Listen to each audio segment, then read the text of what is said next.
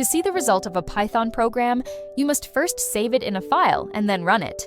To save the program, select the Save command from the File menu in the current untitled window. The program should be saved in the C Python examples directory in a file named hello.py. After clicking the Save button, the saving process is finished. You can freely choose a name for the file, in our case, hello. The .py file extension is mandatory for Python programs and is automatically added. The window with the program is shown here. The file name or the complete path is shown in the title bar at the top. On Windows, you can launch the program in two different ways, within the idle development environment or from the command line. In the window that contains the idle program, select the Run Module menu command in the Run menu or press F5. The main window of the development environment, the idle shell, returns to the foreground and the output text is displayed.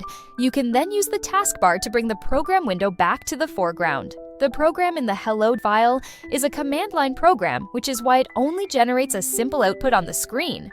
To call a program from the command line, you must first switch to the command line level on Windows. For this step, execute the command prompt program in the Windows System group in the Start menu. Then, a command line window is displayed.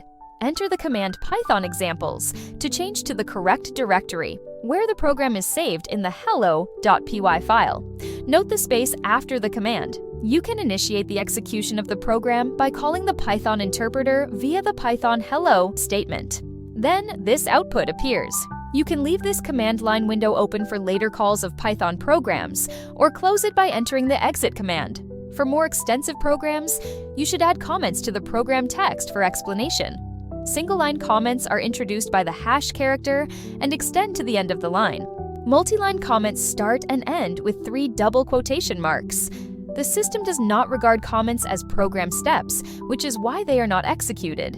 In this listing, our first program is supplemented by comments. The print function can also be used to produce multiple outputs in one line. The program is changed further. The individual parts of the output are separated by commas.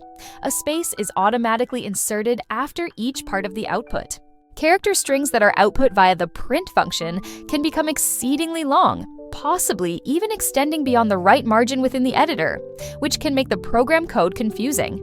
To avoid this problem, you can spread this type of character strings across multiple lines. Although it is not necessary for this short program, we'll now spread the code across several lines to make it clearer. A good idea is to insert the line break after a comma, as in the first output of Hello World. As explained earlier, a space is automatically inserted. Individual long texts can be broken down into subtexts, as in the second output of Hello World. Subtexts do not need to be separated by commas, but must be delimited using quotation marks. You must now manually set the separating space between hello and world.